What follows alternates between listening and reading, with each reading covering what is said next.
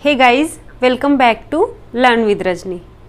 Friends, video mains के लिए जो हमारी टेस्ट सीरीज चल रही थी, आज मैं उसका 5th मॉडल पेपर आपको करवाऊंगी।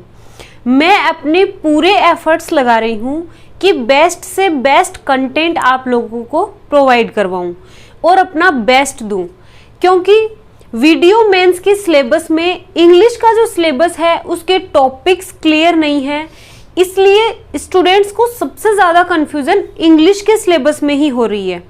तो उसी कन्फ्यूज़न को दूर करने के लिए इंग्लिश में आपका जो कॉन्फिडेंस है उसको बूस्ट करने के लिए मैं ये जो मॉडल पेपर की सीरीज़ है वो लेकर आई हूँ और हर टाइप के क्वेश्चंस मैं आपको इनमें करवा रही हूँ।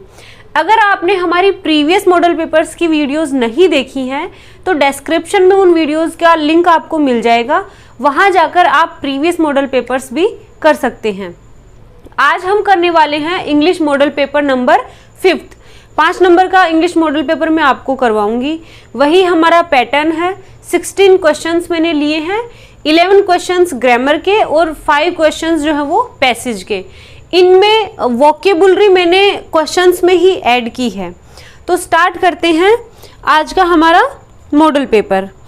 एक चीज़ और, अगर आपको वीडियोस पसंद आ रही हैं और आपके लिए बेनिफिशियल हैं तो प्लीज़ जितने भी वीडियो मेंस के आपके नोन हैं, आपके फ्रेंड्स हैं, आपके जानकार हैं, उन तक वीडियो को शेयर ज़रूर करें। ये मेरी आपसे रिक्वेस्ट है। और अगर आप हमारे चैनल पर नए हैं तो प्लीज़ चैनल को सब्सक्राइब कर दो यार। आप सब्सक्राइब नहीं करते हो और वीडियो देखकर ऐसे ही चले जाते हो, प्लीज़ सब्सक्राइब कर दो। स्टार्ट करते हैं। फर्स्ट क्वेश्चन है, during India's struggle for freedom many brilliant students gave up their studies by Bhagat Singh call. India का जो स्ट्रगल था, किसके लिए? फ्रीडम के लिए जो स्ट्रगल था, उसमें बहुत सारे जो ब्रिलियंट स्टूडेंट्स थे उन्होंने त्याग दी, छोड़ दी अपनी स्टडी। किसके ऊपर? भगत सिंह के कॉल पे। भगत सिंह ने एक बार उनको कहा और उन्होंने अपनी स्टडीज छोड़ दी। तो बाई यहाँ पर अप्रोप्रिएट नहीं है, ऑन भगत सिंह कॉल होना चाहिए। तो एरर किस में है? बाई में। A option is the right answer. Next question, the examination will commence blank है नेक्स्ट वीक। तो विल कमेंस नेक्स्ट वीक मतलब फ्रॉम नेक्स्ट वीक। जब प्रेजेंट कॉन्टिन्यूअस या पास्ट कॉन्टिन्यूअस की बात हो रही है और टाइम ड्यूरेशन आ रहा है उसके लिए फॉर का यूज करेंगे, और अगर पॉइंट ऑफ टाइम है उसके लिए सिंस का यूज करेंगे। टाइम के लिए फ्रॉम का भी यूज करते हैं, और अगर फ्यूचर टेंस में टाइम का यूज हो रहा है तो हम फ्रॉम का यूज करेंगे। मतलब इसका सेंस लगाओ, देखो आप सेंस लगाकर इसको देखो। The examination will commence from next week, अगले वीक से। Okay, B option is the right answer. Next question, those who follow a healthy routine is likely enjoying good health. Error find out करना है। अब देखो, आपने sentence पढ़ लिया, error किस में है? यार सही लग रहा है मुझे, एरर कहीं नजर नहीं आ रही। अच्छे से देखो, मेरी आंखों से देखो। आपको कोई भी टॉपिक आपको लेना है, जैसे मान लो आप कोई भी टॉपिक ले रहे हो, सिर्फ इंग्लिश का ही नहीं, किसी भी सब्जेक्ट का, उस टॉपिक को जब आप पढ़ते हो तो आपको उस स्पिरिट से पढ़ना है कि जब आप उस टॉपिक को खत्म करो तो वो टॉपिक आपका अपना बन जाए। ओके, अब ध्यान से पढ़ो। Those who follow a healthy routine, वो जो हेल्दी रूटीन को फॉलो करते हैं, तो सब्जेक्ट क्या है? दोज है। दोज के लिए इज कैसे आएगा? दोज के लिए तो आर आना चाहिए। तो एरर किस में है? इज में। Means C option is the right answer. Next question, error improve करना है सेंटेंस को। She was so tired to work any longer. TOO के साथ TO2 आता है, टू सो दैट। ओके, ये कॉम्बिनेशन है। तो she was too tired to work any longer. A option is the right answer. Next question, the diver dive in the pool from a great height. Sentence improvement. अब देखो, जो error वाले और sentence improvement वाले जो question हैं उनमें मैं बहुत सारे टॉपिक कवर कर रही हूँ, उनमें टेंस भी आ गया, सीक्वेंस ऑफ टेंस या फिर कंडीशनल सेंटेंस भी आ गए, एडजेक्टिव या नाउन भी आ गई। तो बहुत सारे टॉपिक को कवर करते हैं कौन, इम्प्रूवमेंट ऑफ सेंटेंस और एरर वाले क्वेश्चंस में।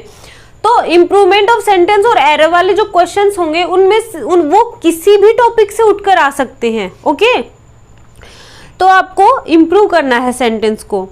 तो द डाइवर, पहली बात तो ये जो डाइवर है वो सिंगुलर है, ठीक है। सिंगुलर के लिए डाइव कैसे आएगा, डाइव्स आना चाहिए, ठीक है, डाइव्स आना चाहिए। दूसरी बात ये कि इन द पूल नहीं आएगा, ऊपर से मोशन मूवमेंट के साथ पूल में गया है तो इनटू का यूज होगा।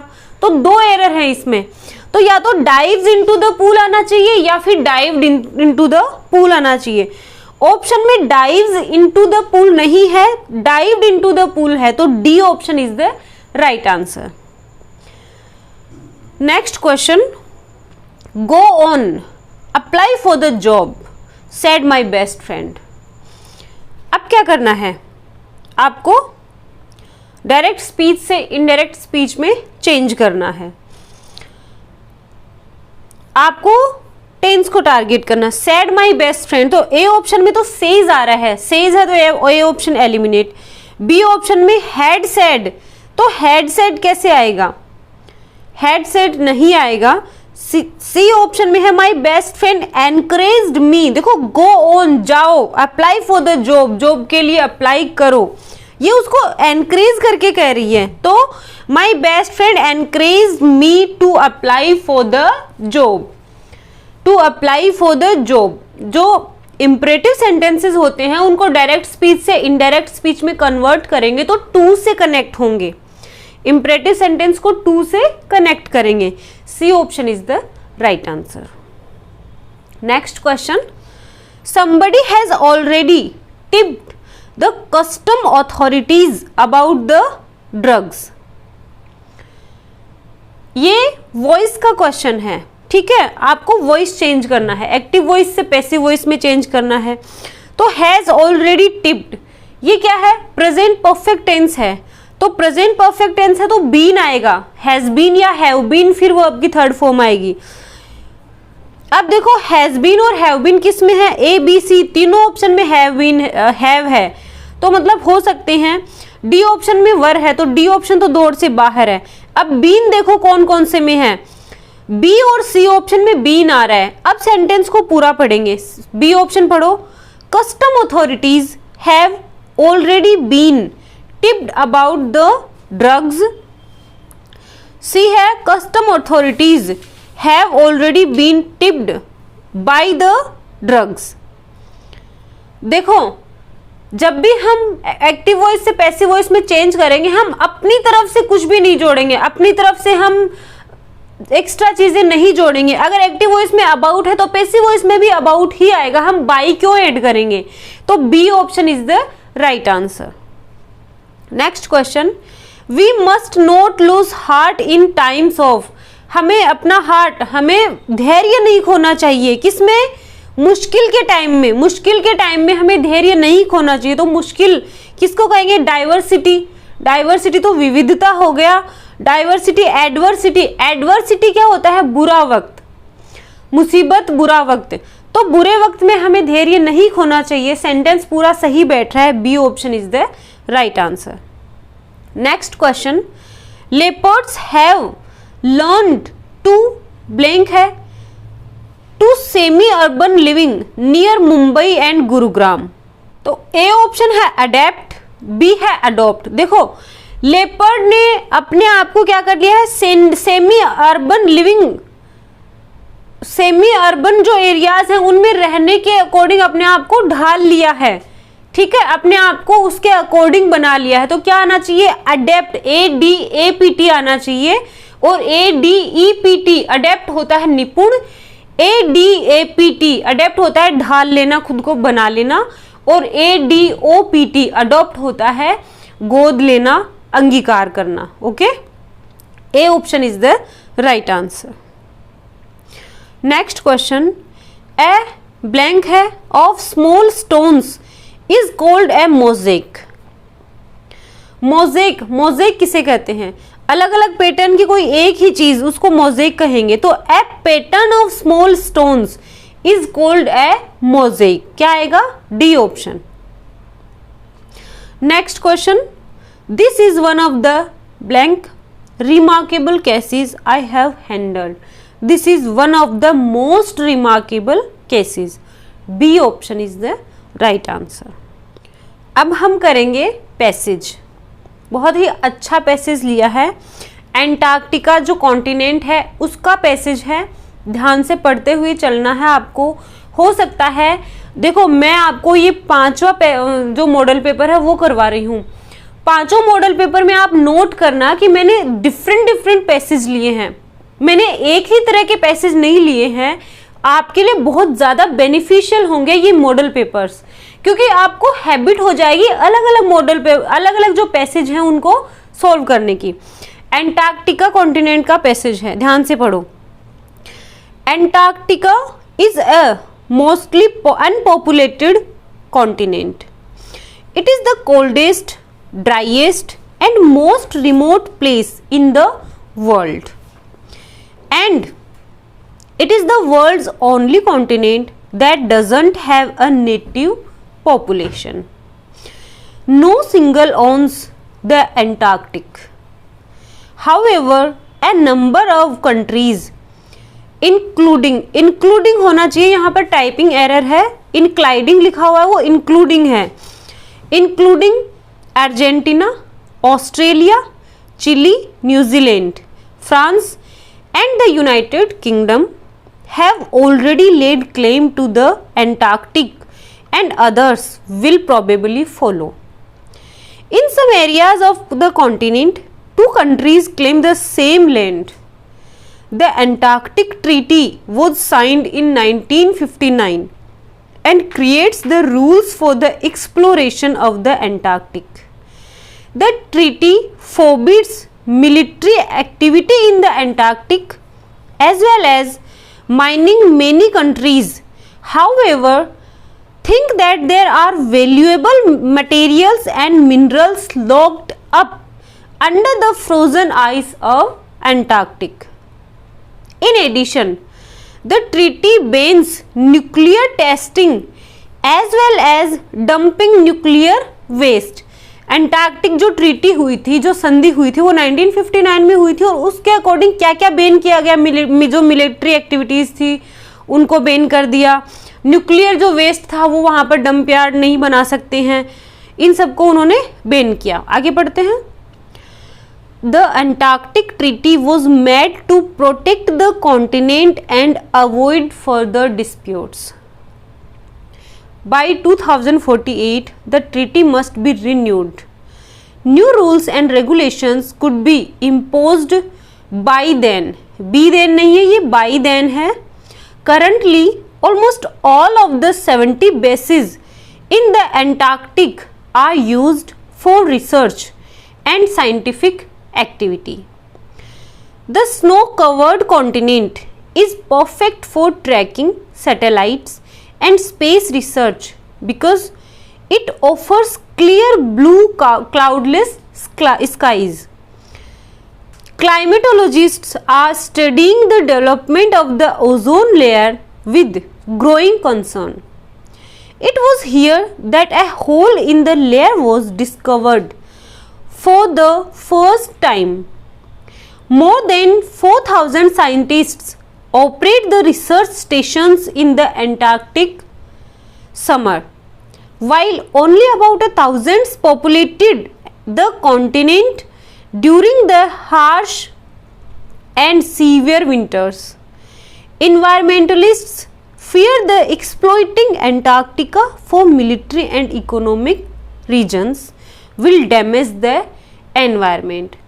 वो इसलिए डरते हैं कि जो मिलिट्री और इकोनॉमिक जो चीज़ें वहाँ पर होंगी उससे वहाँ का जो इन्वायरमेंट है वो डैमेज हो जाएगा, इसलिए उन्होंने मना कर दिया उस ट्रीटी में कि हम ये सब अंटार्कटिका जो कॉन्टिनेंट है उस पर नहीं होंगी ये activities. At present there is no economic activity in Antarctica except for cruise ships that travel around the continent. कोई भी इकोनॉमिक एक्टिविटी वहां पर नहीं होती है, सिर्फ जो क्रूज शिप्स हैं उनके अलावा। This could change if a new treaty allows mining in the Antarctic. As mineral resources are dwindling in other areas, nations could turn to Antarctica to find and exploit valuable raw materials. Some geologists say that there are over 200 billion barrels of oil under the Antarctic ice. At the moment, getting at these reserves would be very expensive. In addition, economic experts claim that there are large amount of coal, nickel and copper under the Antarctic ice. ये था passage. अब हम पढ़ेंगे इसके questions हम करेंगे। हिंदी में पूरे पैसेज की नहीं बताऊंगी, मैं आपको बोल चुकी हूं, क्योंकि हमें इंग्लिश में ही कॉम्प्रिहेंड करना है। हम हिंदी मीडियम के जो स्टूडेंट्स हैं उनको इंग्लिश मीडियम वालों के लेवल तक पहुंचने के लिए कुछ आदतें अपनी चेंज करनी होंगी। इंग्लिश को हिंदी करके उसको नहीं समझना, इंग्लिश टू इंग्लिश ही उसको समझना है। ओके, स्टार्ट करते हैं question. Which countries name is not being mentioned in the passage. कौन सी कंट्री का नेम इस पैसेज में मेंशन नहीं है? Argentina, Chile, New Zealand, Austria. Australia का तो मेंशन है, बट देखो स्टूडेंट्स को गुमराह करने के लिए एग्जामिनर ने क्या किया, ऑस्ट्रेलिया से मिलता जुलता नाम रख दिया, तो ऑस्ट्रिया मेंशन नहीं है। D option is the right answer. Next question, when was the Antarctic treaty signed. Antarctic जो ट्रीटी थी, जो संधि थी, वो कब साइन की गई? 1959। ए option is the right answer. Next question, why was Antarctic treaty signed. Antarctic जो ट्रीटी थी वो क्यों बनाई गई थी, संधि क्यों हुई थी? पढ़ो। A option to protect the continent, सही है। बी है to ban dumping of nuclear waste, सही है। C to create rules for its exploration, सही है। तो all of these, D option is the right answer. Next question, why did environmentalists have fear of exploiting Antarctica for military and economic reasons. जो environmentalist हैं वो fear में क्यों हैं? कौन से फियर में? Exploiting Antarctica for military and economic reasons. Military और इकोनॉमिक जो रीजन्स के लिए एंटार्क्टिका को एक्सप्लोर करने के लिए वो फियर में क्यों हैं? वो ये सोचते हैं कि अगर मिलिट्री और इकोनॉमिक जो एक्टिविटीज यहाँ पर होने लगेगी तो यहाँ का इन्वायरमेंट क्या हो जाएगा? डैमेज हो जाएगा। तो A option unfavourable weather condition, no. High involvement of cost, no. C है damage to environment, C option is the right answer. Next question, according to the passage the reserves of which mineral is not found under the Antarctic ice. कौन सा जो mineral है वो Antarctic ice में नहीं पाया जाता? कोल तो है, आयरन, निकल एंड कॉपर। आयरन नहीं है, कोल, निकल और कॉपर है, तो B option is the right answer. देखो कई बार ऐसा होता है कि पैसेज जब हम पढ़ते हैं उसकी लेंथ ज्यादा होती है और ऐसा लगता है कि यार बहुत टफ पैसेज है, लेकिन जब हम उसके क्वेश्चंस करने बैठते हैं तो उसके क्वेश्चंस बहुत ही इजी होते हैं और हमें पढ़ते ही उनके आंसर्स अपने आप आ जाते हैं। तो ये था आज का मॉडल पेपर। आई होप आपको आज का मॉडल पेपर अच्छा लगा होगा। फ्रेंड्स, अगर मॉडल पेपर अच्छा लगा है तो प्लीज इसको लाइक करें, ज्यादा से ज्यादा लोगों को इसे शेयर करें, और अगर आप हमारे चैनल पर नए हैं तो लर्न विद रजनी को सब्सक्राइब कर दें। मिलते हैं नेक्स्ट क्लास में, तब तक के लिए बाय बाय।